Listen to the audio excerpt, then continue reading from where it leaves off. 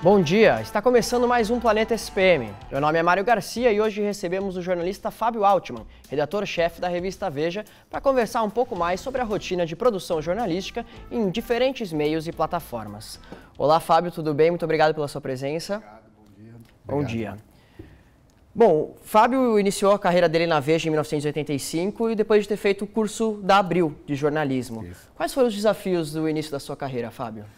Bom, eu tive a sorte, assim, comecei a trabalhar em 85 num outro período, né, onde o mercado era um momento muito vigoroso, muito forte, e o curso Abril, eu fiz o segundo curso Abril em 1985, e praticamente todos os estudantes que vinham das faculdades e fizeram o curso Abril eram quase que automaticamente contratados para trabalhar nas revistas da editora Abril. É importante salientar que tudo isso se deu num período pré-internet. Então, assim, o mercado de revista, e não havia, obviamente, portanto, as publicações digitais, a internet era muito forte. Então, a editora Abril, naquele momento, era, de fato, uma fortaleza.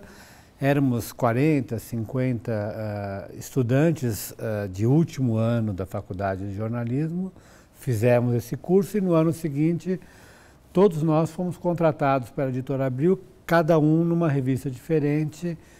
Eu e mais dois fomos chamados a trabalhar na revista Veja e, obviamente, no início na forma de estágio, e os anos foram se passando, eu fui contratado. Enfim, e aí segui esse caminho lá na Veja mesmo, né? Foi meu primeiro emprego, saí do curso e fui trabalhar na revista Veja. Entendi. Você foi correspondente da Veja em Paris, né?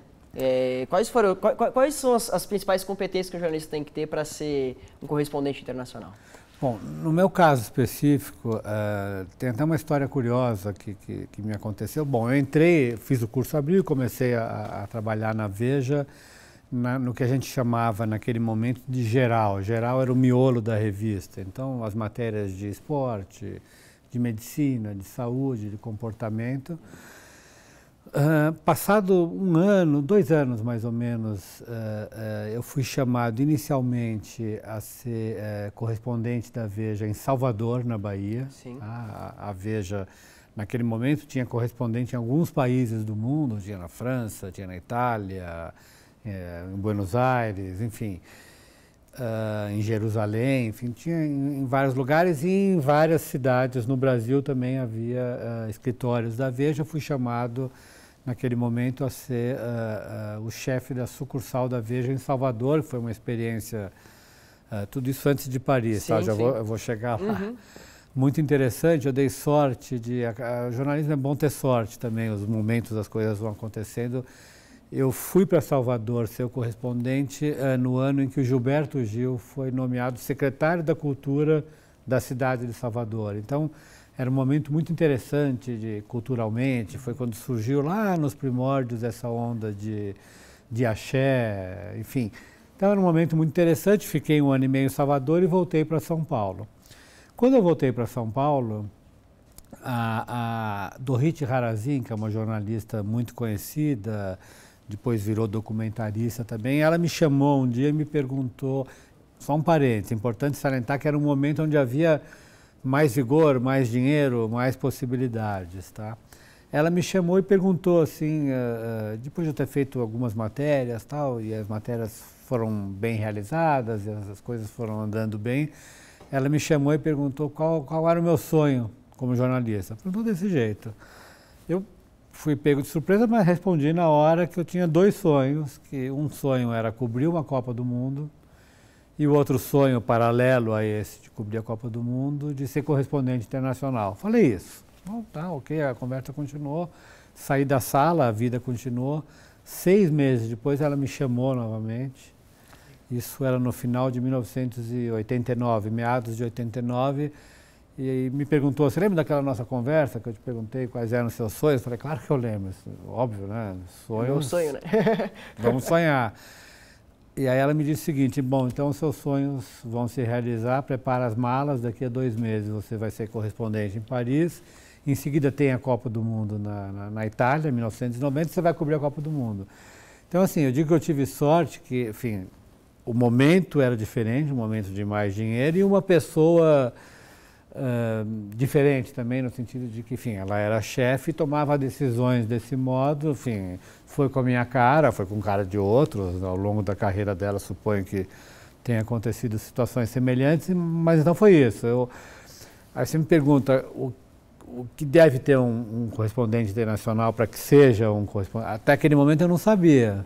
Eu só sabia que era um sonho, que eu gostaria de fazer isso, talvez ela visse alguma coisa. E aí, enfim, eu fui designado a ser correspondente em Paris. Eu não falava francês, eu tinha até estudado francês na Aliança Francesa, mas estudado assim meio, mais ou menos, né? Cada 5 aulas eu faltava em 4 e fui fazendo. Bom, aí eu fui fazer um curso intensivo de francês, ainda assim, quando eu cheguei em Paris, eu lembro bem dessa cena. Eu tenho um irmão que mora lá e até hoje mora e já morava em 1990 em Paris. Eu lembro que ele foi me pegar no aeroporto e a gente foi indo para a cidade, enfim, para o hotel, que eu fiquei primeiro no hotel, depois eu fui para um apartamento. E aí a gente ligou o equivalente à CBN, a Rádio de Notícias, a France Info, e a gente foi ouvindo, eu não entendi nada, nada. Aí me deu um desespero. Como eu vou fazer com isso? Eu lembro até que eu fui alugar apartamento e eu não conseguia me entender com os locatários, com o serviço de aluguel. Aí ele se apresentava, falava, aqui, Monsieur Altman, mesmo sobrenome, eu fingia que era eu, mas era ele, na verdade. Então eu passei uns 2 meses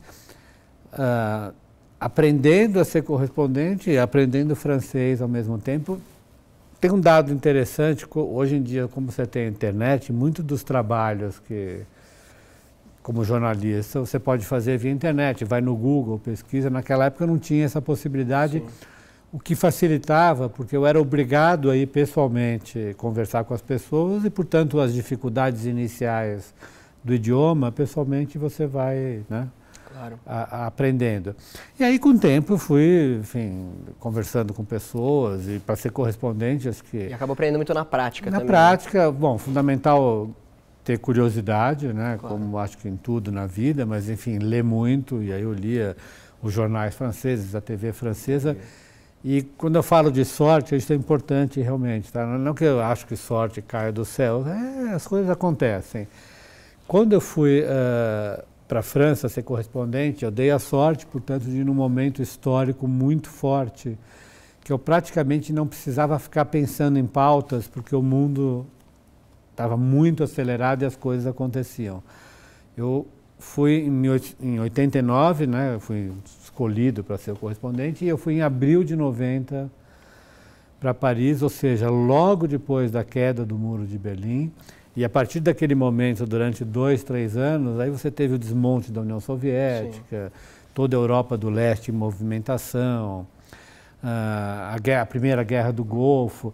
E aí eu lembro exatamente, eu tinha uma mala pronta, uma mala com as roupas já na mala, porque em algumas vezes eu saía de um lugar e ia para o outro, sem sequer passar em Paris. Então, eu digo isso, eu tive essa oportunidade de aprender num momento do mundo que era muito, muito interessante. Não que agora não seja, sim, claro que... mas era um momento muito relevante era um momento politicamente muito forte, com o desmonte da Europa, como era conhecida antes, muito agressivo, e as coisas foram acontecendo durante 2 anos de modo muito rápido, né? Tá certo, Fábio. Muito obrigado pela sua resposta. Vamos fazer um rápido intervalo e o Planeta SPM volta já para falar um pouco mais sobre jornalismo esportivo. Até já. Obrigado.